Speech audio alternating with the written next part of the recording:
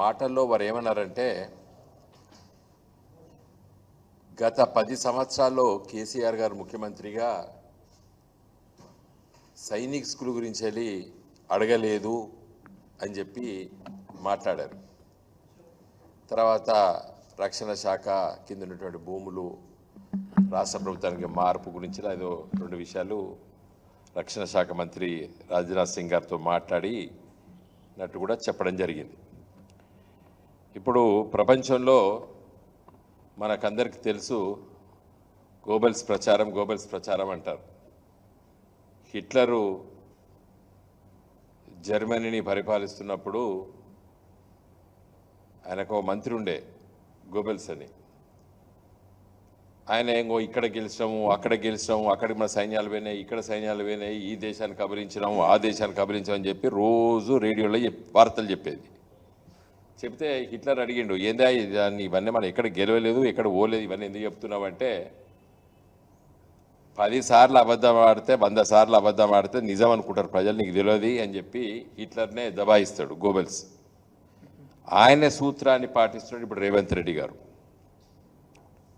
ఇప్పుడు ముఖ్యమంత్రి స్థానంలో ఉన్నారు కదా రేవంత్ రెడ్డి గారు.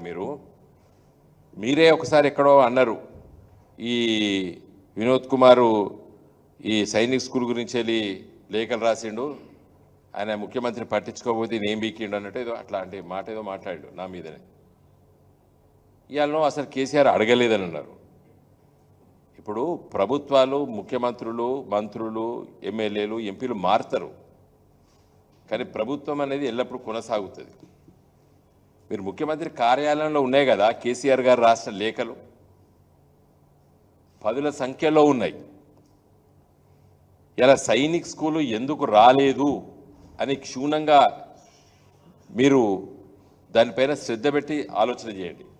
నేను ఇదివరకు కూడా మాట్లాడినాను, మీరు ముఖ్యమంత్రి అయిన తర్వాత ఆ కామెంట్స్ మీద కూడా మాట్లాడి చెప్పినాను.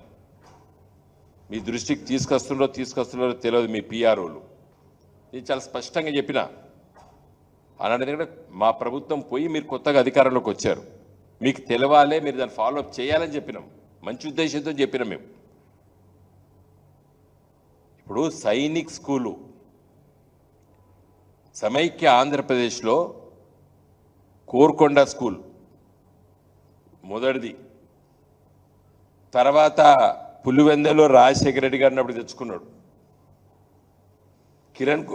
కిరణ్ కుమార్ రెడ్డి గారు ముఖ్యమంత్రి ఉన్నప్పుడు ఆయన కాన్స్టిట్యూన్సీలో తెచ్చుకున్నాడు. ఉద్యమ కాలంలో ఇవన్నీ మేము మాట్లాడేది, ప్రతిరోజు మాట్లాడేది. 2014లో నేను ఎంపీ అయిన తర్వాత కడియం శ్రీయర్ గారు ఇప్పుడు మీ పార్టీలో జాయిన్ అయ్యాడు, మొన్న మా పార్టీలో గెలిచి మీ పార్టీలో జాయిన్ అయ్యారు.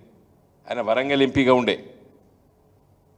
జితేందర్ రెడ్డి గారు మా ఫ్లోర్ లీడర్, మొన్న బీజేపీకి రాజీనామా చేసి మీ పార్టీలో జాయిన్ అయ్యారు, వారు మహబూబ్ నగర్ ఎంపీగా ఉండే.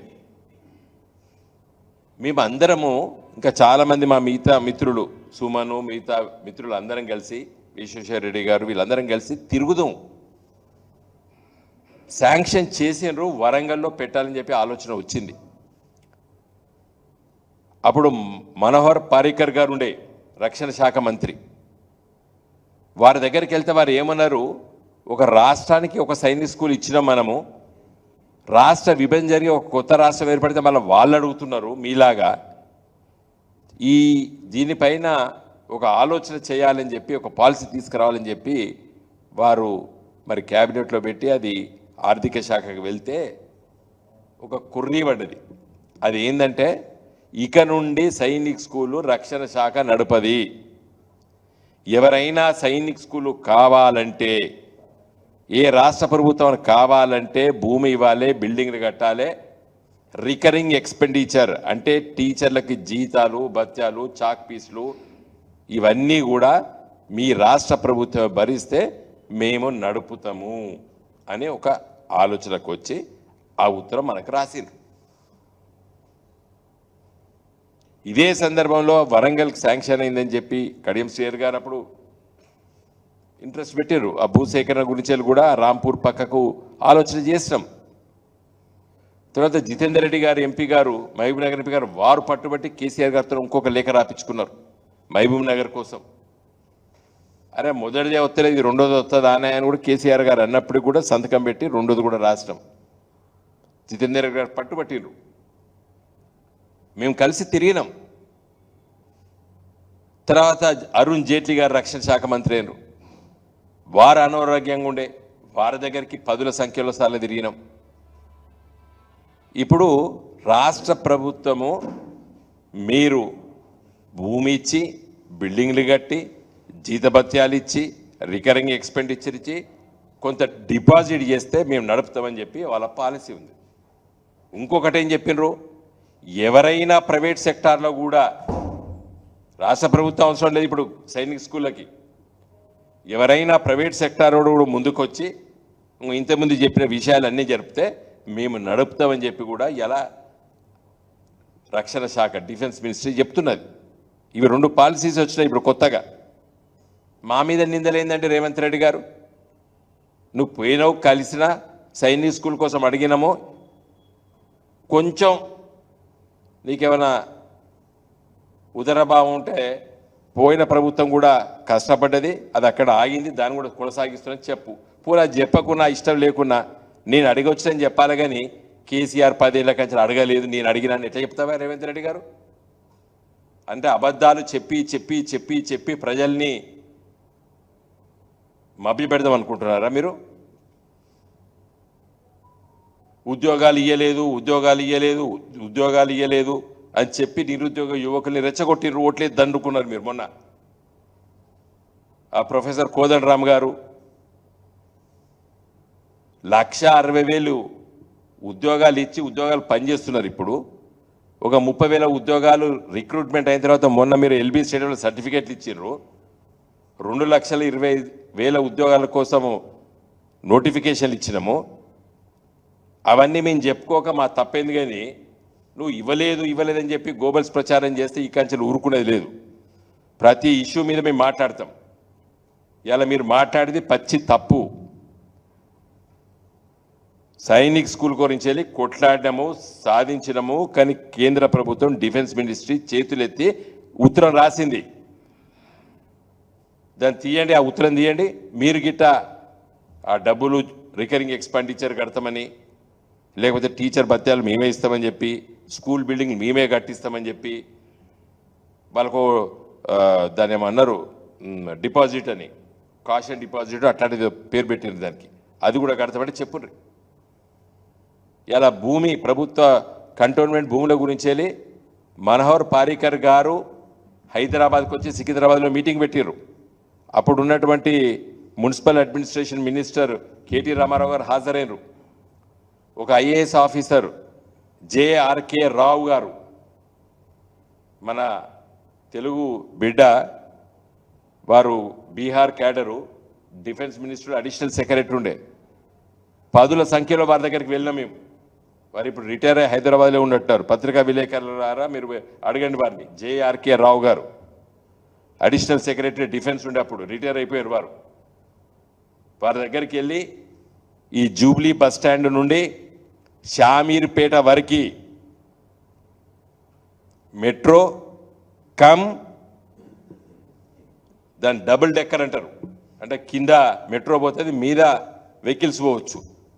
దానికోసం మేము ప్రయత్నం చేస్తాము. మీరు అధికారంలోకి వచ్చిన 20 రోజులకి ఆ లెటర్ వస్తుంది మీరే చేసినట్టు చెప్పి ప్రచారం చేసుకున్నారు. ఆ పొన్నం ప్రభాకర్ స్టేట్మెంట్ ఇచ్చాడు, నేనే తీసుకొచ్చా అని. అడగండి జేఆర్కే రావు గారిని అడగండి, దాని మీద ఎన్ని మీటింగ్లు పెట్టాం. మినిట్స్ కూడా ఉంటాయి డిఫెన్స్ మినిస్ట్రీలో. ఎంపీలు పోయి డెలిగేషన్ పోతే మినిట్స్ ఉంటాయి. అఫీషియల్ మీటింగ్స్ పెట్టినాం. కంటోన్మెంట్ భూములు డిఫెన్స్ వాళ్ళు మనకిచ్చుడు, మనం వాళ్ళకి ఇవ్వడం, దానిపైన ఉత్తరాలు ప్రత్యుత్తరాలు రిప్లైసు ఇవన్నీ జరిగినాయి. Government is a men may come and men may go but I go on for ever అని చెప్పి బ్రూక్ అనేటువంటి ఒక పోయం ఉండేది. నేను చిన్నప్పుడు స్కూల్లో చదువుకున్నా. మనుషులు వస్తారు మనుషులు పోతారు కానీ నేను నిత్యం ఉంటాను ప్రవహిస్తానని చెప్తుంది. బ్రూక్ అంటే చిన్న పాయ నదిలో, దాని it's a continuing process. Men may come and men may go but I go on for ever, government అది. కాబట్టి నేను కేసీఆర్ ఇవాళ నువ్వు రేపు ఇంకొక ఆయన ఎవరో ఉంటారు, నడుస్తూనే ఉంటుంది, నిత్య ప్రక్రియ అది. కానీ ఏం చేయలేదని చెప్పడం చాలా తప్పు రేవంత్ రెడ్డి గారు. ఇలా ఢిల్లీలో ఉన్నారు, అసలు సంగతి చూడు, 140,000 మంది తెలంగాణ బిడ్డలు పరీక్షలు రాసిండ్రు, నీట్ పరీక్ష. ఆ సుప్రీంకోర్టులో ఒక పిటిషన్ వేసి మేము ఉండము, ఈ రాష్ట్రంలో ఈ నీట్లో మేము ఉండము, మేము మా రాష్ట్రానికి మేము ఎంసెట్ లాంటి పరీక్ష పెట్టుకుంటాము అని చెప్పి ఒక పిటిషన్ వేయండి. Supreme court should consider it. ఎందుకంటే వాళ్ళ ఆదేశానుసారమే మనం 2017లో జాయిన్ అయినాం. మనం పని చేయి. ఇలా పోయి మంచి పని చేసారు, నేను తప్పు పడతలేను. కానీ మేము ఏం చెయ్యలేదన్నట్టు చెప్పడాన్ని తీవ్రంగా ఖండిస్తున్నాం. తెలంగాణ కోసము ప్రతి అంశం లోపల కష్టపడి పనిచేసింది గులాబీ జెండా, అది ఎవరు కాదనలేరు. ఇంకా పనిచేస్తాం తెలంగాణ హక్కుల కోసం, తెలంగాణ అభివృద్ధి కోసం నిత్యం పనిచేసేటువంటి పార్టీ గులాబీ జెండా. జై తెలంగాణ.